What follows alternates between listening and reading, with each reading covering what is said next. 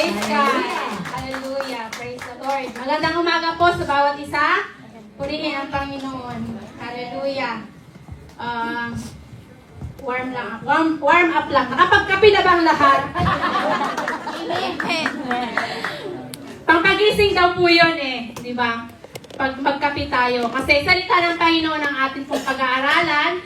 So, nakikiusap lang po ako sa inyo na pag yung kalukap ng mata nyo is andap-andap at bababa na, pwedeng kurutin nyo yung sarili. Kasi napakahalagang salita ng Panginoon. Amen? So, sa umaga pong ito, pag nasa book of Mark pa rin po tayo, na atin pong pag-aaralan, ang atin pong natalakay po natin ang Book of Mark na sa una sa introduction na ipinahayag po sa atin ng ating Pastor Jimmy at ang John the Baptist at ang Baptism of Jesus Christ at ang Temptation of Jesus Christ. So, ang atin pong tatalakayin ngayon ay matatagpuan po sa Mark 1:14 to 15. The Preaching Ministry of Jesus, Part 1. Part 1 po yan, dalawang verse po, pero may Part 2 po yan. Ganyan po kahalaga ang salita ng Panginoon. Amen? So, hinihiling ko po ang lahat para sa paggalang sa salita ng Panginoon na tumayo po tayo at atin pong babasahin ang salita ng Panginoon. In Mark 1:14 to 15. Now, after John was arrested, Jesus came into Galilee, proclaiming the gospel of God, and saying, "The time is fulfilled and the kingdom of God is at hand. Repent and believe in the gospel." Amen. So let us pray. Heavenly Father, narito kami muli, Panginoon, na nagtipon-tipon upang makinig sa iyong mga salita. Maraming salamat, Ama, sa umagang ito. We ask the Holy Spirit to open the heaven and pour out your Spirit as we study, as we listen to your word, so that we'll hear and see Jesus speaking to us. Anoint my lips, Lord, as I deliver your words. Itago mo ako sa iyong likuran upang kadakilaan mo. Mga salita mo lamang ang aming maintindihan at ang blessings from your word ay amin pong matatanggap. Thank you, Lord. This is our prayer. In Jesus' name we pray. Amen. Amen. So, sa ating pong text, mababasa po natin ang public ministry of Jesus in the Galilee. Amen po. So, which followed the imprisonment of John the Baptist. Sino po ulit si John? John the Baptist is a forerunner of Jesus Christ. He is preparing the way of Jesus, so he is a way maker. John introduced Jesus into the world. So masasabi natin na yung preaching ni John is so powerful dahil sinusundan siya ng maraming tao sa Judea, sa countryside of all people in Jerusalem. Na sumama sila sa kanya para magpabaptize. So John preaching is powerful. If it is worth listening, how much more Jesus is preaching. Amen. The Prince of all preacher, and it's worth listening. Amen po. So sa verse 14 na ito, describe the moment Jesus appearing in a public ministry. Yung pag-arrest kay John the Baptist. So, ano ba yung reason ng pagkaka-arrest niya? Mababasa po natin siya sa chapter 6 po. Hindi ko po na ilalagay po sa screen. Ano ko na lang po. Ang pagkaka-arrest po niya is, he rebuked the King Herod, marrying his brother Philip's wife, while still married, and exposed the adultery. So, that time, John ministry was over. So, nung na-arrest po siya, yan na po yung pagkatigil ng ministry ni John. So, siya po yung nagsabi na si John said earlier, he must increase, I must decrease. Amen po? Amen. So, this is the start of ministry of Jesus Christ in Galilee at the Capernaum. In the Sea of Galilee, it's a fishing village. So, 6 months after nabaptize siya ni John, ito yung umpisa ng ministry ni Jesus Christ. So, Jesus' public ministry of Jesus involved preaching. Preaching the kingdom of God. So, yan po yung title natin, Jesus Preached the Kingdom of God. Amen? So, what is the kingdom of God? So, amen. So, preaching the kingdom of God. Yan po yung, what is the word preach means to herald, to proclaim, to announce publicly. Amen. But what was the message Jesus proclaimed? Is it a message we should be preached today? From our text, we first see Jesus preached the kingdom of God. So what is the kingdom of God? Yan po yung ating pag-aaralan. Napakahalaga, di po ba? Marami pong nagtatanong. Ako din po nagtatanong ako dati, what is kingdom of God? Kasi may maraming mga parable na sinasabi, pero parang hindi siya masyadong malinaw para sa akin. So praise God po rin ang Panginoon at atin pong pag-aaralan. What is the kingdom of God? So makikita natin, una is that kingdom of God foretold in the book of Daniel. So makikita natin, a kingdom which shall never be destroyed. Mababasa po natin siya sa Daniel chapter 2, verse 44. On the days of those kings, the God, heaven, will set up a kingdom that shall never be destroyed, nor shall the kingdom be left to another people. It shall break in pieces all those kingdoms and bring them to end, and it shall stand forever. Amen. So all these things, so sabi natin, lahat ng hari or mga all these empires, masasabi natin, kung ano natin, babasahin natin sa book of Daniel, may maraming mga kings, maraming mga empires, like si Nebuchadnezzar, sa empire ng Babylon, kasi siya yung hari that time. So si King Cyrus, the great empire of Persia, empire of Rome, si King Marcos, sa empire of Greece, King Alexander the Great, sino pa? Lahat ng king or lahat ng empire. Marami ng great kings and kingdom or successive human king or empire. Sabi dyan, it shall break in pieces. Lahat yan, kahit gaano kalakas, kahit gaano katibay, all will be destroyed and pass away. But the kingdom of God of heaven, He will establish a kingdom that can never be destroyed. Amen. And stand forever. Amen? Amen? A kingdom like a rock, a great rock, cannot be moved from place like a mountain that is immovable. Amen po? So walang kabuluhan ang kapangyarihan ng kaharian ng tao kumpara sa walang hanggan kaharian na itatatag ng Diyos. Ito ang propesiya ng pangako ng Panginoon at isang pag-asa sa isang hinaharap kung saan ang kaharian ng Diyos ay maghahari ng pinakamataas. Amen po? So kung may kingdom, there is a king. Amen? Amen. So a kingdom alone with glory and dominion given to the Son of Man. Makikita natin dito sa Daniel 7, verse 13 to 14. I saw in the night vision, and behold, with clouds of heaven, there come one like a son of man, and he came to the Ancient of Days, and he was presented before him. And to him was given dominion and glory, and kingdom that all peoples, nations, and language shall serve him. His dominion is everlasting dominion, which shall not pass away, and his kingdom one that shall not be destroyed. Amen. So, kanino daw po ibibigay yung glory and dominion? Sa Son of Man, with the cloud of heaven have come, one like a Son of Man.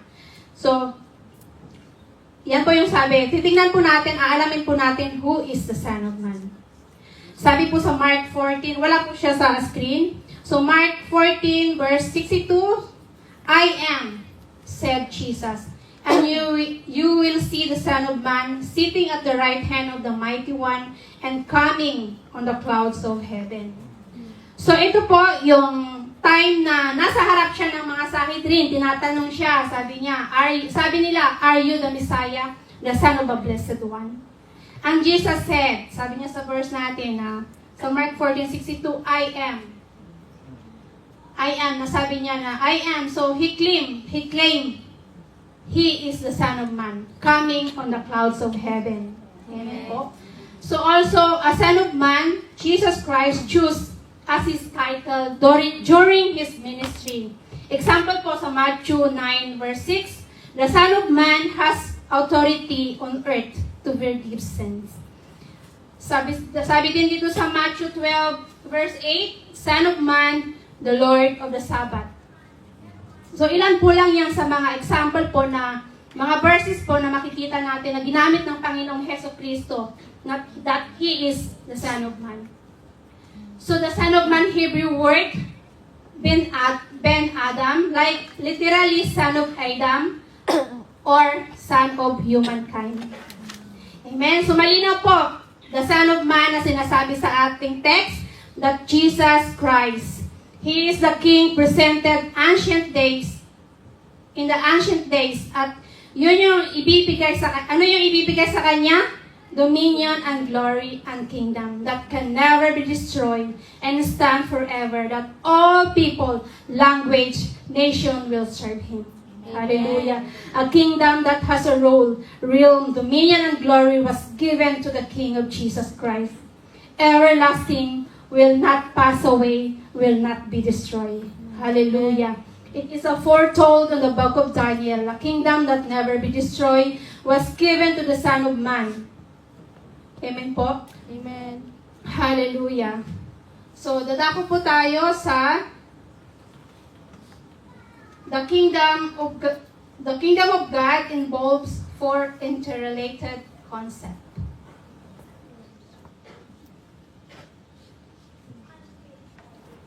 So sa una po, God's kingship, role, or recognized sovereignty. Ang paghahari ng Diyos o kinikilalang soberanya. Ano ba ang sovereignty? Means supreme power or authority. The term kingdom as used by the Jews often stress the abstract idea of role or dominion, not a geographical area surrounded by physical boundaries. So, sa mga Hudyo, ang kingdom po, ang paghahari ng Diyos o yung kinikinalang soberanya or supreme power or authority, sa mga Hudyo, hindi po siya geographical area surrounded by physical boundaries, kundi isang rule or dominion. Di po ba? Yun po yung hinihintay ng mga Hudyo, yung mag-rule sa kanila, yung Messiah or the King na mag-rule sa kanila. Amen po. So, yun po, sa mga Hudyo, yun po yung paghahari o kingship na nire-recognize nila. Ganon din po, dito sabi din po ng isang Bible scholar na si Tyre, sabi niya dito, Basilai. It's a Greek. Royal power, kingship, dominion, rule, not to be confused with an actual kingdom, but rather the right or authority to rule over the kingdom. So, napakaliwanag po, hindi po siya actual na kingdom. Sabi niya po, ito po yung sa kanyang opinion, na hindi po siya actual na kingdom, kundi it's the right and authority. Yan po yung kingdom. So, this role of God in spiritual nature. So, the role of God is in spiritual nature. It is not physical kingdom. Sabi dito sa John 18 verse 36, Jesus answered, "My kingdom is not of this world. If my kingdom were of this world, my servant would have been fighting that I might not be delivered over to the Jews. But my kingdom is not from the world." Amen po? So, hindi daw po dito sa mapanakit na mundo ang kaharian ng Panginoong Hesus Kristo. So, nilinaw ng Jesus na ang kanyang kaharian ay hindi pinamamahalaan ng makalupang kapangyarihan, hindi po gaya ng presidente o prime minister o kung ano pang mataas na may katungkulan dito sa lupa. Kundi ang sistemang politikal, wala po din siyang government. So, nakakasiguro po tayo na hindi po yung kingdom sa Davao na sinasabi. Di po? At ang hari nila doon is nakulong. Tumakbo pa ang political, di ba? So, nakakasiguro po tayo na hindi po yun ang kaharian ng Panginoon natin. So, ang kaharian ng Diyos ay hindi umaasa sa lakas ng militar. O ano pa mang political upang maitatag ang pamamahala nito. So, not worldly, but it's different realm. His kingdom is heavenly kingdom. Amen. It's not physical kingdom, but on that is spiritual. Amen? So sabi dito sa Romans 14:17, for the kingdom of God is not a matter of eating and drinking, but of righteousness, peace, and joy in the Holy Spirit. Amen? So ang tunay na kalikasan ng Panginoon, ng kaharian ng Diyos, ay hindi tinutukoy sa pamamagitan ng physical na pangangailangan o legalistikong gawain, kundi espiritu na binabago tayo in inner character at ang tunay na may relasyon sa Diyos. So, espiritual na nagbibigay ng kagalakan sa ating puso na ating nararanasan sa presensya niya at pagmamahal through the work of the Holy Spirit. Amen po? So, dapat pag yung espiritu ng Panginoon para sa atin, dapat lagi tayong nakangiti, lagi tayong happy, kahit na may mga problema, happy pa rin. Amen? Amen. Ang tunay na diwa na, or essence of God, is manifested through spiritual qualities, gaya ng sinasabi dyan, righteousness, peace, and joy in the Holy Spirit. So matuwid, may kapayapaan, kagalakan sa banal na Espiritu. So ano yung righteousness? Pagiging matuwid sa Diyos, at hindi lamang panlabas na moralidad, kundi ang panloob na kadalisayan at sa buhay na nakakalugod sa Kanya. Amen? Espiritong babaguhin tayo. So the role or kingdom is spiritual, not physical kingdom. Amen po? Maliwanag po? Amen. Hallelujah. So, dahil spiritual po siya, its visible manifestation today in the form of the Lord's church. For the church is that community of souls is whose heart God is sovereign. So dahil spiritual ang paghahari ng Diyos, or His kingdom, ito po ay nakikita, kasama natin 24/7. Amen? It is already in us.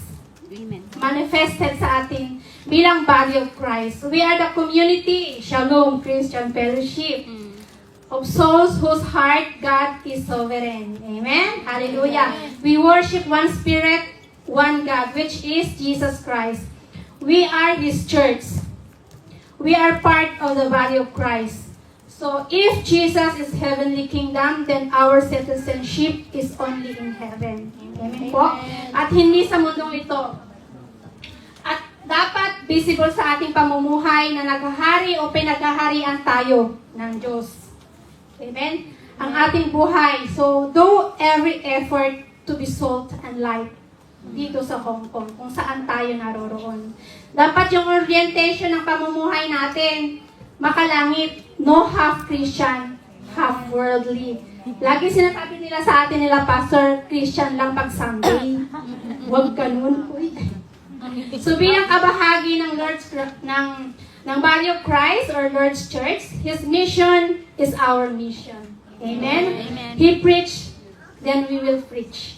Amen po? Amen. Hindi naman kailangan na tayong lahat dito sa pulpito. Sabi nga, di ba, preach, it's also proclaiming. We share the gospel to others. So church intended by God to be the movement, spreading out His word, the kingdom of God, the salvation. That is our purpose.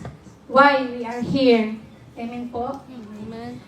So have attitude of character of Christ-like. Sabi dito sa Colossians 1:13, He has delivered us from the dominion of darkness and transformed us to the kingdom of His beloved Son.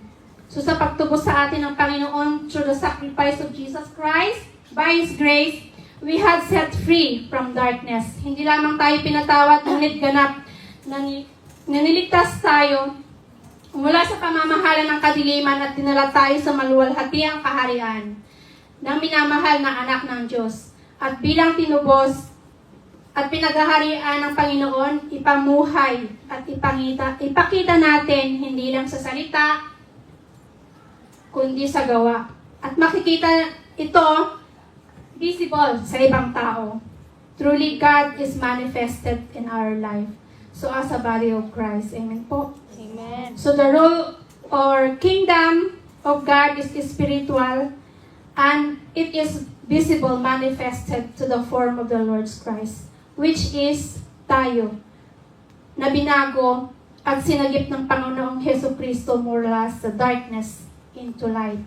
Amen po? Amen. So yung pang-apat na interrelated concept,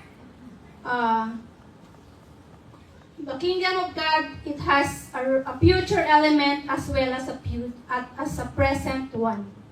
So yung element dito is an essential or characteristic part of something abstract. Characteristic is katangian. So the future aspect as spoken by Jesus.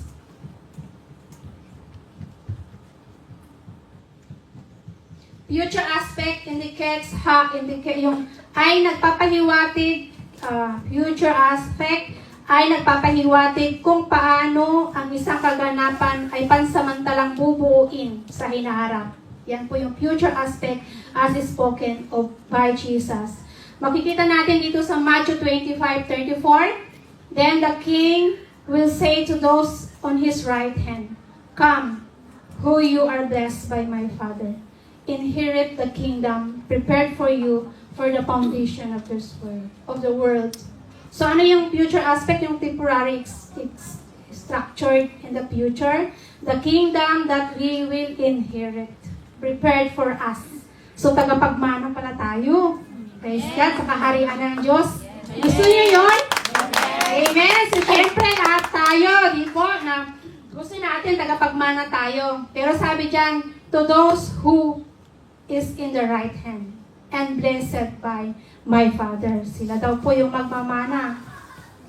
Sino nga yung nasa right hand? Sabi dito sa Matthew 25:33, and he placed the sheep on his right hand, but the goat on the left, and the goat on the left. So sabi niya nga sa right hand, ilalagay yung sheep na ilalagay niya doon sa right hand. So maliwanag po na tinatawag on his right hand are the sheep.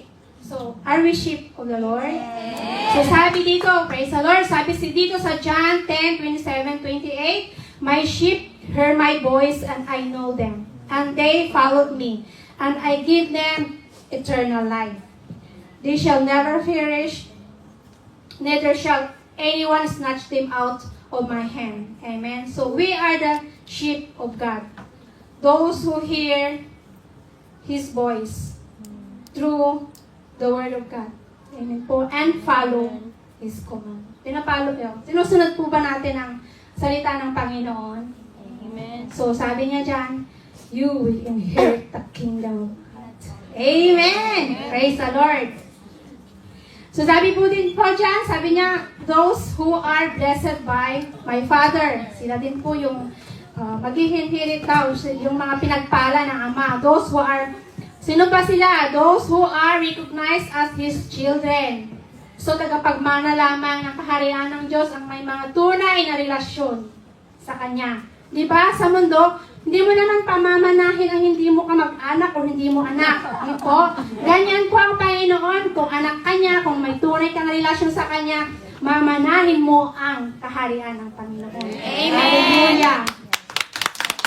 So, ang pangalawa po, the future aspect as spoken of by Paul. Sabi niya dito sa 1 Corinthians 15:50, I tell you, brothers, flesh and blood cannot inherit the kingdom of God, nor does the perishable inherit the imperishable. So, cannot inherit the kingdom, yung flesh and blood. So, refers not only our physical bodies, but our sinful nature.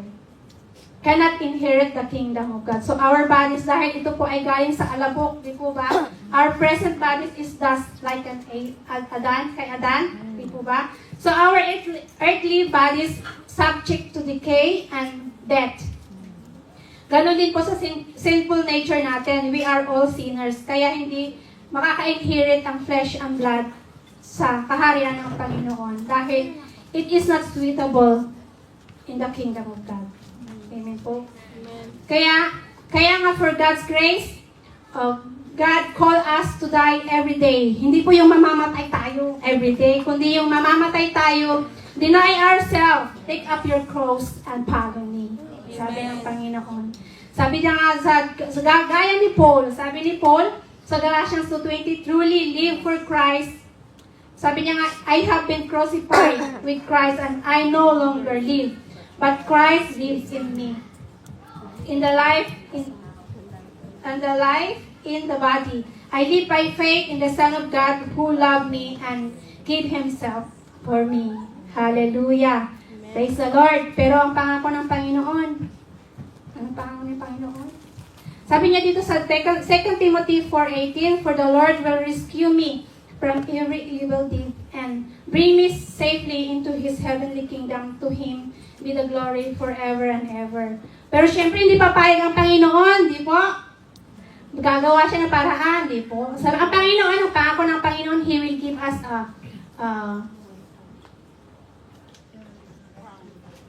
ita-transform niya tayo from glorified bodies. Amen? Na suitable yon sa spiritual, sa kingdom of God. So, yun po yung pangako sa atin ng Panginoon. Na, nandun nga, makasalanan po tayo. Sabi niya nga, flesh and blood, hindi magkaka-inherit, diba? Pero ang Panginoon, darating ang panahon, darating ang araw na pag nandito na siya, i-glorify niya ang ating mga katawan. Physical na pangangatawan. Ganun din po. Babaguhin po tayo. Mababago po even to our simple nature. Wala na pong kasalanan. Amen? Panginoon, sa Panginoon po. Purihin ang Panginoon. So, hallelujah. So, sa number 3, the future aspect as spoken by Peter. Sabi dito sa 2 Peter 1:10-11, therefore, brother, be all the more diligent to confirm your calling and election. For if you practice these qualities, you will never fall. For in the way there will be richly provided for you an entrance in the eternal kingdom of our Lord and Savior, Jesus Christ. So yung future aspect, there will be riches provided for you and entrance into eternal kingdom. So entrance, so ibig sabihin, ang may hawak pala ng susi is na sa kingdom is ang Panginoong Heso Kristo. So, ibig sabihin, wala pala kay San Pedro. Di ba? Nung bata ako, naalala ko si San Pedro nakaupo sa may gate ng heaven, tapos hawak-hawak niya yung manok. Wala pala yun. Ay Jesus Christ lang ang susi. Amen. Ng eternal life. Amen. At ipoprovide niya yun. Sabi po dyan, tayo po ay pagbubuksan, pero kailangan natin be diligent. Maging masipag. Masikap means having or showing care. Or gawin natin yung work natin, yung duties natin. Magkaroon tayo ng hard working, attentive. Di po ba? Magkaroon tayo ng praise the Lord. So, confirm your calling and election. So, we need to prove patutuhanan. Para lang halimbawa, patutuhanan natin yung calling and election sa atin. Gaya lang yan ng, pag bumili tayo ng lupa or sa bahay, di ba? Titignan natin kung sisiguraduhin natin na walang problema. Sisiguraduhin natin na maayos yung bibilhin natin. So, ganun din po sa spiritual natin. Sisiguraduhin natin yung pilang pagkatawag sa atin. We need to confirm. Siguraduhin natin na tama ang ating paglakad sa mission or our purpose. So, sabi dito, practice those qualities. Ano ba yung mga qualities? Goodness, knowledge. So, sa Tagalogin ko, sa kabutihan, kaalaman, tungkol sa Panginoong Heso Kristo, our knowledge to Jesus Christ. Pagpipigil sa sarili, self-control, pagtiyatsaga, kabanalan, kabaitan sa mga kapatid. pag-ibig. Amen? Ito po yung mga evidence of genuine faith. At ito ay mahalaga sa pagkumpirma ng kaligtasan ng tao. So yung future aspect that we have richly provided extreme into eternal kingdom of our Lord and Savior. So we need to be more diligent to confirm our calling and election. Amen po? Amen. So ang pagiging diligent natin or confirming, wag lang natin i-apply sa worldly manners. Napakahalaga po rather than diligence to our spiritual, to our soul. Amen po? Examine, testing, and checking ourselves kung ang pananampalataya natin ay tunay dahil ang peking pananampalataya ay hindi tinatanggap sa kaharian ng Panginoon. Hallelujah. Hallelujah. Praise the Lord. So, nasa pangatlo po tayo ng tanong natin na what is the kingdom of God? So sa pangatlo, thus the kingdom of God is both present and future. So titignan natin in the present sense. It is found wherever the sovereignty of God is accepted in the heart of man. So sa present sense of the kingdom ay makikita or matatagpuan ang sovereignty ng Diyos sa puso ng mga tumanggap sa Kanya. So, ibig sabihin, it is now in us. It is a spiritual kingdom for God's rule is in the heart of men. Espiritu na naghahari sa ating mga puso. Its outward manifestation today in the Lord's Church. So, hindi lang sa puso, kundi sa labas. The Holy Spirit is active na nakikita sa ating mga ginagawa. Kahit sa kilos, pananalita, makikita ang pagiging Christ-likeness natin. At dahil nga sa citizenship natin is heavenly, dapat ang orient ng pamumuhay natin is heavenly, not worldly. Amen po. Sabi nga sa Romans 12 na do not conform to the pattern of this world because we belong to heaven. Amen? Amen. So number 4, this role of kingdom of God was inaugurated on the day of Pentecost. Sabi niya, the role of kingdom of God inaugurated is begin on the day of Pentecost. Sa amin mga po, hindi po nakakaalam, sa Acts 2 po yun. Pakibasa na lang po sa bahay para hindi po kasi mahaba po siya. Sasummarize na lang, ko na lang po. So ito yung day of Pentecost na dumating ang Holy Spirit nung namatay si Jesucristo, nag-ascend yung spirit niya at ipinangako niya sa mga disciples niya na may iiwan siya, a helper, a counselor. So, yung Holy Spirit po. So, yung verse na 2 na to, yung hinihintay nila ng 10 days bago dumating. So, after Jesus' ascension in heaven. Sabi dito sa verse 2 ng Acts 2, suddenly a sound like a blowing of a violent wind come from heaven and fill the whole house where they were sitting. So, yun po yung Holy Spirit na bubaba. Yung parang hangin siya. Na wala naman siyang yung total na hangin talaga. Para siyang hangin na pumasok siya sa kwarto. Tapos, yun na yung Holy Spirit. So, what is the significance? The birth of Christ, the day that the Holy Spirit in His wholeness unformed the church, the body of Christ, of which Jesus is the head. So, ang kapanganakan po ng simbahan ng araw na banal na Espiritu sa kanyang kapunuan at bumuo ang simbahan sa katawan ng Espiritu kung saan ang Jesucristo ang ulo. Amen po? Sabi niya nga dito sa verse 4 ng Acts 2 pa rin, all of them were filled with the Holy Spirit and began to speak on other tongues as the Spirit enabled them. Amen po, ganyan po makapangyarihan ng Holy Spirit. Yan po yung pagbaba ng Holy Spirit na pumasok sa puso ng mga discipleship. So lahat po tayo, yan po yung nare-receive ng mga tayo na nakatanggap sa Panginoong Jesucristo. This is the Holy Spirit na siyang naggagabay sa atin sa araw-araw. Ito rin yung Holy Spirit na sumasama sa atin. pag tayo ay nag-evangelism or kung may ginagawa tayo sa ikararangal na Panginoon. Kasi hindi po natin makakaya kung tayo lang. Amen po. That's the power of the Holy Spirit. The kingdom of God is the Holy Spirit. It's the power. So the church, the body of Christ, hindi po siya building. All believers is put together as one body. Yung mga Hudyo at mga Gentile, all become one. Amen po. So,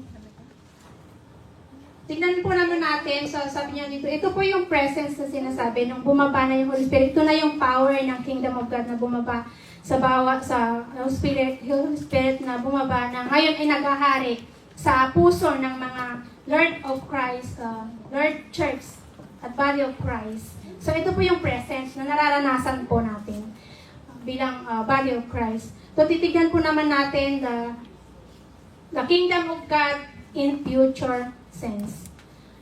The rule of Kingdom of God will culminated with the coming of the Lord. Yung culminated is reach a climax point or na-reach it, the highest development. So ang kaharian, so yun po yung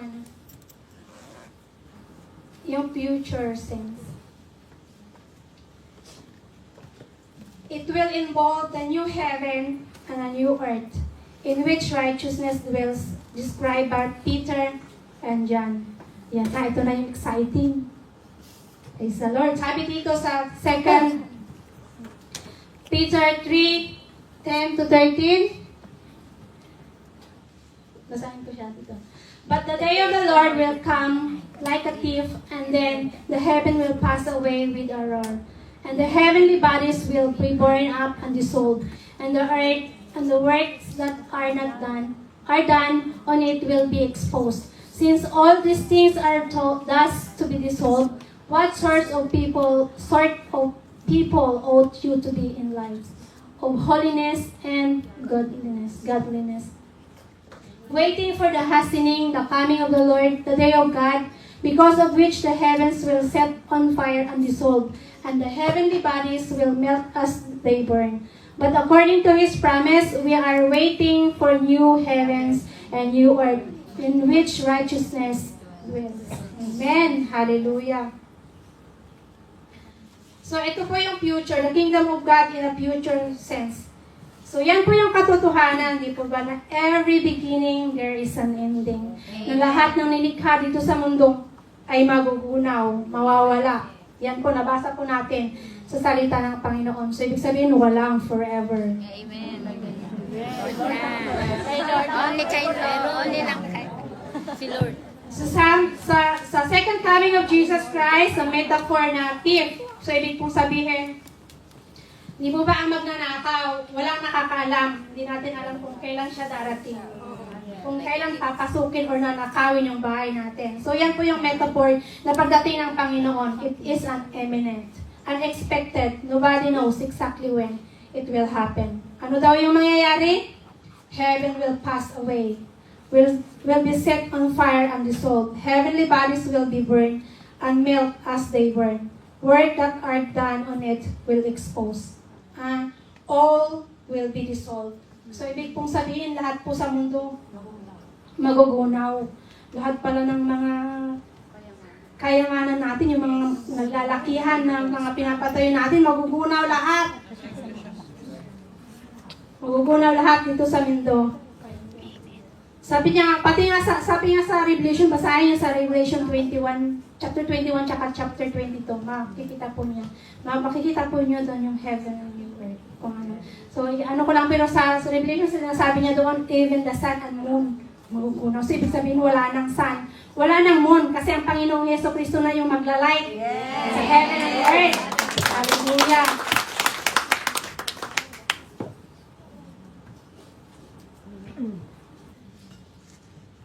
Amen. So lahat pala ng bagay na pinaghihirapan natin sa mundo, I mean, hindi po masama kasi we need it all. Pero dapat we need to know what is really we need sa want.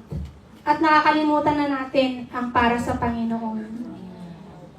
So ano lang yung mag-i-stay na eternal? God Word of God and people who believe and accepted Jesus as the Lord and Savior. And the rest will be destroyed.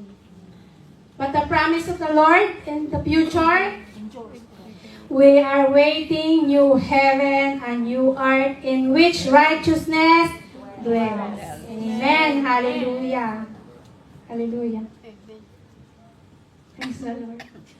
So, yun nga, sa Revelation 21, na sinasabi ko na basahin po natin, doon po masasabi natin na no more, wala na daw dagat, no more moon and sun, na mag-iilaw, kundi ang Panginoong Heso Kristo, ang Diyos na lang natin ang mag-iilaw. So, makakasama natin doon ang presensya ng Panginoon.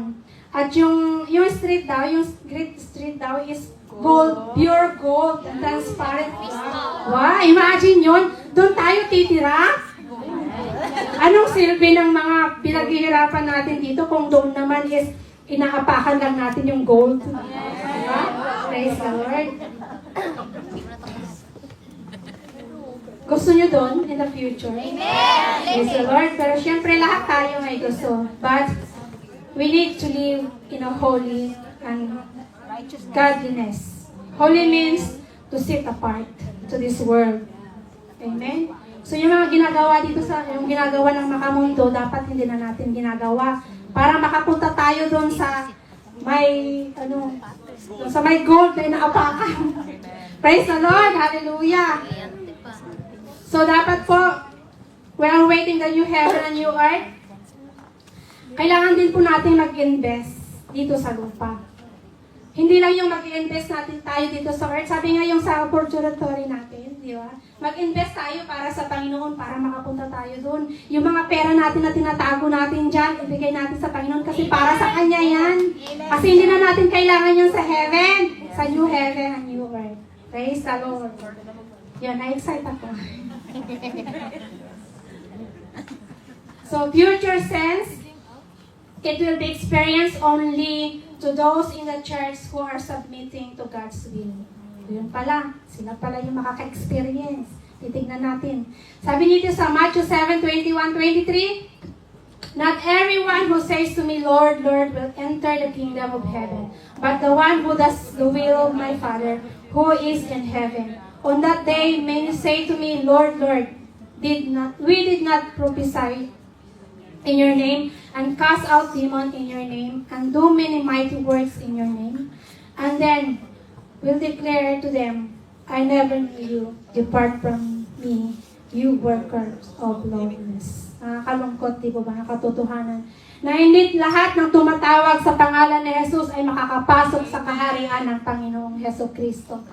Dahil minsan, tinatawag na natin ang Panginoon dahil sa sinasabi namin, pagpapalain tayo ng Panginoon. Papalaguin tayo at payayamanin na tayo ng Panginoon.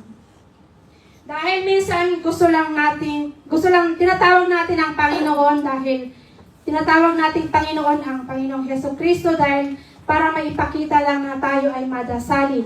Masasabi sa sarili na mabait tayo. Or tinatawag natin ang Panginoon dahil lang sa may problema tayo. Kumbaga, ang pananampalataya ay hanggang sa bibig lamang. Hindi mula sa puso. Puro salita na hindi naman nakikita sa gawa. At pagbuksan mo ang laman ng puso, pusong pagano. Kilala niyo ang pusong pagano? Kilala niyo sa ang mga Parisi? Mga Parisi, hipokrito. Aray. So yan po. Those who are not those are not experience the promise of God, new heaven and new earth, the kingdom of God. Sabi niya dito, ano ba yung will ni Lord? Sabi niya dito sa John 6:40, ang lahat ng sumasampalataya sa anak ay magkakaroon ng buhay na walang hanggan. So ang will ni Lord, sumampalataya tayo sa Panginoong Heso Kristo. Ganon din po yung sa Matthew chapter 5, basahin nyo na lang po sa Sermon of the Mount. Makikita, may sasummarize po dito, makikita natin kung ano yung will ni Lord. Poor in spirit. So ano pong ibig sabihin ng poor in spirit? Walang inaasahan kundi ang Panginoon lamang. So yun po, yung inaasahan na ang Panginoon lamang, ang katangian ng true Christian, meek, humble, righteousness, peacemaker, asin at ilaw sa madilim na mundong ito. Hindi siya pa yung madilim. So yung buong puso na nagtitiwala, may pagtitiwala sa banal na salita ng Diyos. Tamang pagkilala sa hindi mananampalataya. So, ibig sabihin yung mga unbelievers, dapat hindi natin sila i-judge. Ayan po. So, ilan lamang po yan na karakter na nais ng Diyos sa atin. Nais ng Panginoon, like Mary, how humble the heart, kung paano niya inaano sa sarili niya, how humble the heart to Mary na kailangan yung buhok pa niya, yung pinakamahal pa na kanyang pabango, ang ibinuhos niya sa paa ng Panginoong Heso Kristo at yung buhok pa niya ang pinanghugas at pinangpunas niya sa paa ng Panginoon. So, yan po yung gusto ng Panginoon. Hindi po yung gaya sa mga Pharisee. Amen po. Sila po ang sinasabi na makaka-experience only sa pangako ng Panginoon. The kingdom of God. Amen.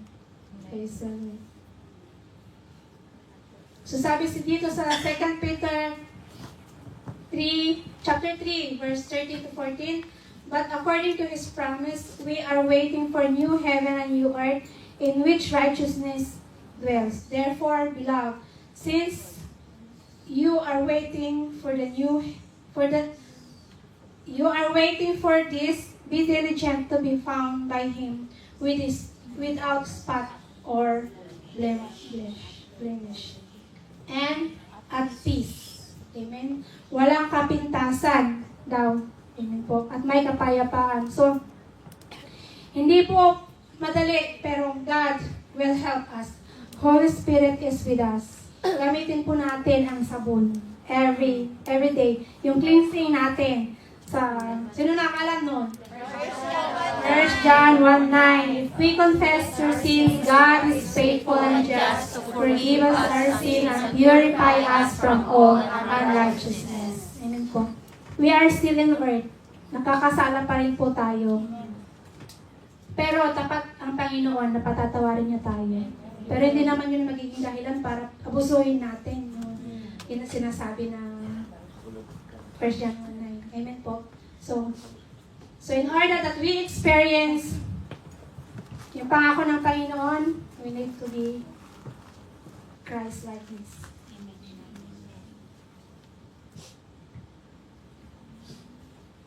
So, yan po, the gospel. So, dadako na po tayo sa pangalawa. Hindi ko pala sinabi, naalala ko, hindi ko pala sinabi yung outline ko. Sorry. So, pangalawa po, sa pangalawang outline, anyway, thus, the kingdom of God need to be preached today. Yan po yung tanong. Most certainly. Di po ba? Yun po, kailangan po, di po? Amen.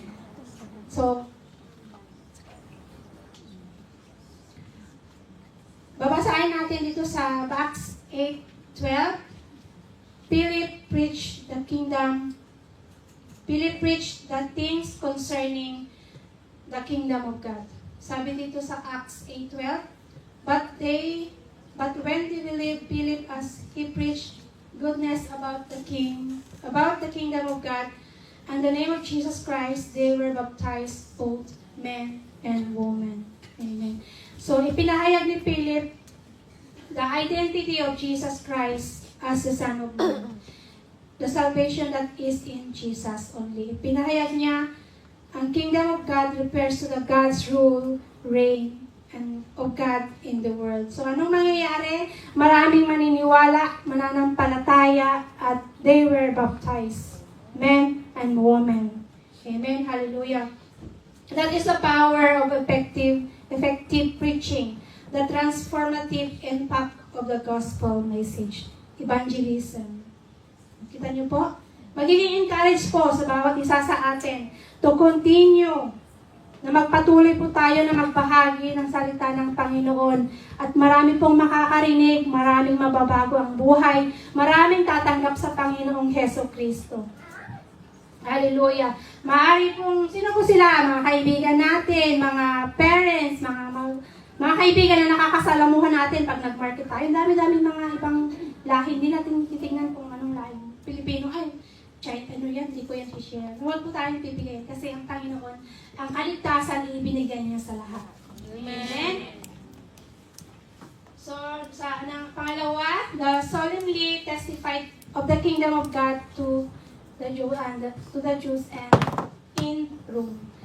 Sabi dito sa Acts 28, verse 23, when they had appointed a day for him, they came to him and his lodging in greater numbers from morning till evening. He expanded to them, testifying to the kingdom of God and trying to convince them about Jesus, both from the law of Moses and from the prophet. Sabi din dito talong tayo sa verse 30 to 31, he lived there 2 whole years at his own expense and welcomed all who came to him, proclaiming the kingdom of God and teaching about the Lord Jesus Christ with all boldness, without hindrance. Imagine niyo yun. For 2 years, morning and evening, yun yung ginawa ni Paul. Nag-share siya, nag-proclaim siya the kingdom of God. Kaya niyo yun. Yung evangelism nga lang natin na every second Sunday, 2 hours lang yun ha. Nahirapan pa tayo. Pero encourage ito tingnan natin yung buhay ni Paul. He has a willingness to take the rest and act immutably, confidence or courage. So, walang pag-aalinlangan. Amen po. Bilang anak ng Panginoong Jesucristo na nakatanggap ng kaligtasan, huwag po natin sarilinin ang kaligtasan. Ipahayag po natin sa mundo. Dahil yan po ang purpose natin. Amen.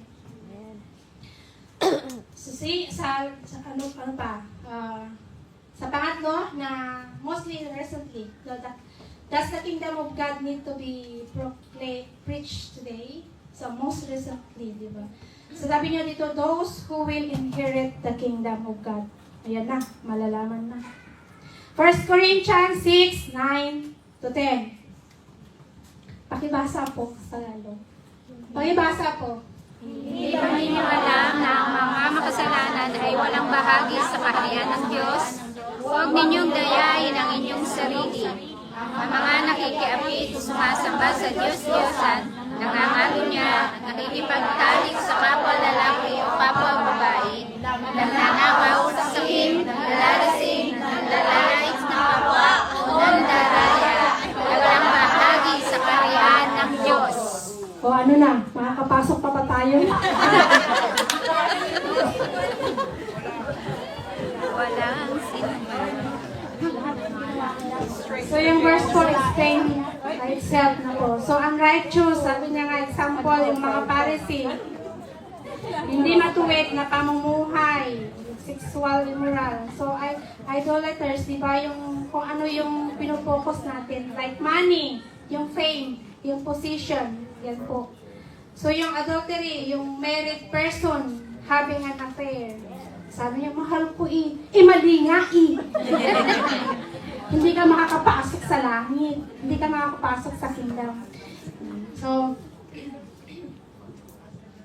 ano po, dadako po tayo sa pangalawa. Does the kingdom of God need to be preached today?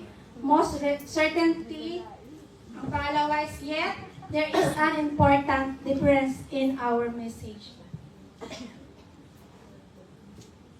So may mahalagang pagkakaiba sa ating mensahe ngayon. Ito po, napaka-importante po. Na atin pong, ano ba yung pagkakaiba ng yung message natin? Ibang-iba. Message natin. Sabi dito sa John, sabi dito, di ba, John the Baptist, Jesus, his disciples in the limited commission, all proclaim the kingdom at hand, drawing near. So at hand means close in time, about to happen. So darating pa lang, to be, di ba? So for the rule of God, as foretold by prophet, was about to be manifested. So yun na po, na siya, malapit na, yung binasa natin kanina, yung the kingdom of God shall never be destroyed. A kingdom along with glory and dominion given to the Son of Man. yan po is malapit na. So, ibig sabihin, it was near. A kingdom, ayun po. That was the good news. That was the good news, the gospel of the kingdom. Then, it was near. Amen po. So, ito po yung importance no, the kingdom of God is at hand na sinasabi na drawing near is darating pa lang siya. Nung nagme-minister si Jesus Christ, nung nag-minister siya, nag-proclaim siya dito sa Matthew 1:14-15, tsaka yung nagpapagaling siya, wala pa yon kasi hindi pa siya nag-glorified na, hindi pa siya, yung Holy Spirit na bumaba sa Pentecost, the day of Pentecost. So, yun pa lang po nag-umpisa, yung paghahari ng Panginoong Hesukristo sa puso ng mga body of Christ sa church. Amen. So, ayan po yung una na makikita natin na the kingdom of God, it was near. Ang pangalawa na makikita po natin, the kingdom of God is both present and future. After the ascension of Christ, the preaching of the kingdom of God proclaimed in both present and future. The rule of God is now being manifested through Jesus Christ. So, ang pamamahala, ito po yung both and present na sinasabi. Yung pamamahala ng Panginoong Hesukristo. Ano ba yung binigay sa kanya? Yung Matthew 28:18, sabi niya, and Jesus came and said to them, all authority in heaven and on earth has been given to me. So yan po, nung nag-ascension na po ang Panginoong Hesukristo, yan na po yung ibinigay sa kanya. Ibinigay sa kanya yung all authority in heaven and on earth. Sabi din dito sa Ephesians 1:20-22, then, that he worked in Christ when he raised him from the dead and seated him at his right hand in the heavenly places. For above all, rule and authority and power and dominion, and above every name that is named, and not only in this age, but also in the age to come. So, may present and future. Ganito po yan. Yung kingdom of God na sinasabi na present, ito na po yung naghahari sa buhay natin na mga nananampalataya. Yung authority na binigay ng Panginoon is nandito na. Kasi namatay siya, nag-ascend siya. Nandun na yung authority. So, which is the present na po yun. Ang future po na sinasabi ito, maghahari po ang Panginoong Hesukristo sa sinasabi na new heaven and new earth. Amen. Amen po. So, ito yung sinasabi na only in this age, yung present na to, at saka yung the one to come, which is the future. Naintindihan po natin. Kung hindi, kabalik tayo sa una.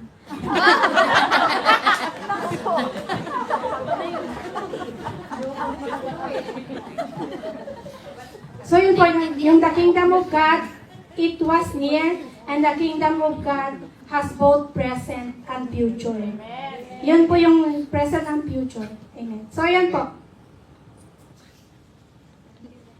So, ayun po, yung above all rule, authority, and power, dominion, yung kaganapan, when the time of His ascension, it was given to Him, Jesus. And at this age means yung present at what is, yung nararanasan na natin ngayon. Yan. Bilang Lord of Christ, Lord's Church, na nakikita, ay nagmamanifest sa ating pamumuhay, and yet, we still waiting the one to come. Yun po yung future. The fullness, the new heaven and the new earth, with glorified bodies. Amen po? Amen. Those who persevere to the end inherit the heavenly and everlasting kingdom of our Lord. So, sabi po sa Acts 14:22, strengthening the soul of the disciples, encouraging them to continue in the earth, continue in the faith, and saying that many tribulations we must enter the kingdom. Many tribulations we must enter the kingdom of God. So, marami po tayong pagdadaanan ng mga pagsubok, tribulation sa buhay, tribulation sa buhay, mga problema po. But we must enter the kingdom of God. Choose to walk in a narrow gate. Mahirap man, but God promised He will never leave us nor forsake us. Amen. Amen po. So this is the good news. The gospel of the kingdom is both now and coming. Amen. Amen. So sa conclusion na po tayo.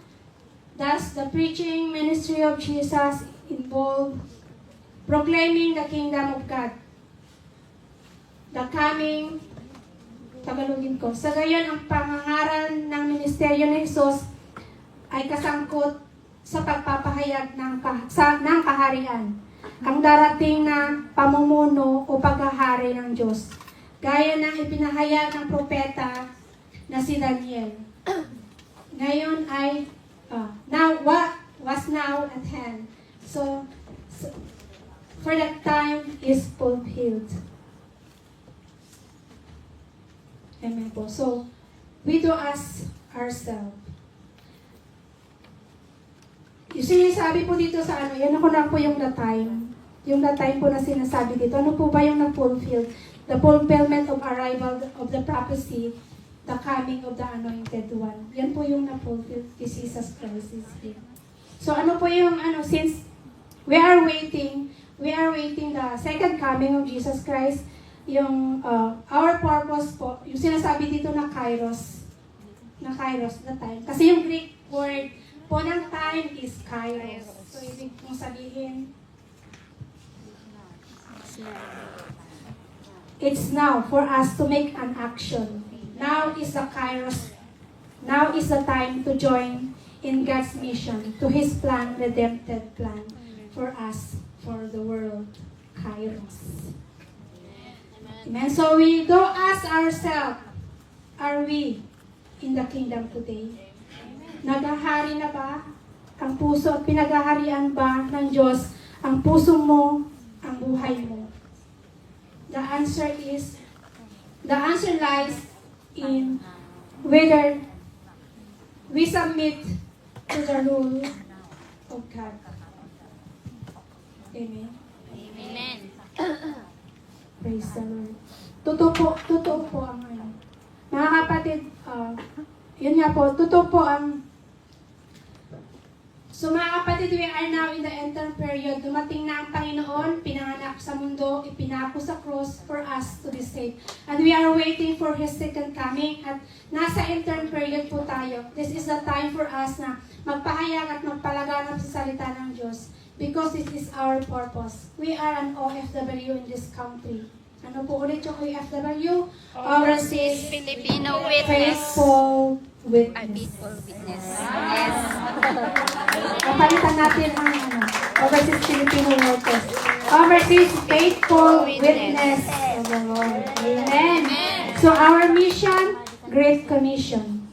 Sabi dito sa Matthew 28:18 to 20, And Jesus came. and Jesus came and said to them, all authority in heaven and earth has been given to me. Go therefore and make disciples of all nations, baptizing them in the name of the Father and of the Son and of the Holy Spirit, teaching them to observe all that I have commanded you. And behold, I am with you always to the end of the age. So yan po ang ating mission, kasi yan po yung heartbeat ng Panginoon, ang maipalaganap ang salita ng Panginoon at lahat ng tao dito sa mundo ay mananampalataya at makakasama niya sa pinangako niya in the kingdom of heaven. Amen. So, tayo po ay tumayo. Ang kingdom of heaven is real po, mga kapatid. Lalong-lalo na ang Panginoong Jesucristo po natin ay nabuhay, namatay at nabuhay sa cross. At nabuhay muli. Hallelujah. So sa lahat po ng nanonood,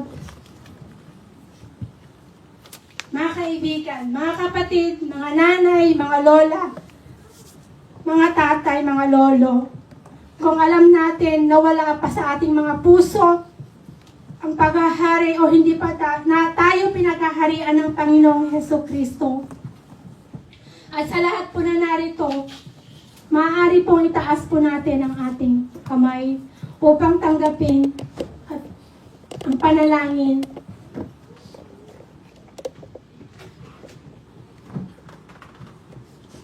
Hallelujah. Kung gusto niyo pong maranasan ang Panginoong Jesucristo sa inyong mga buhay, kung inaasam-asam niyo na makasama niyo siya sa pinangako niya na new heaven and new earth, kailangan niyo siyang tanggapin. Kailangan kailangan natin humingi ng tawad sa Panginoon. Tanggapin at sumampalataya sa Kanya. Hallelujah. Sa mga nakataas po ng mga kamay, maaari pong sundan niyo po ako sa maikling panalangin. A prayer of acceptance. At sa lahat po na nakikinig at nanonood po, samahan niyo po kami, sabayan niyo po kami sa panalangin.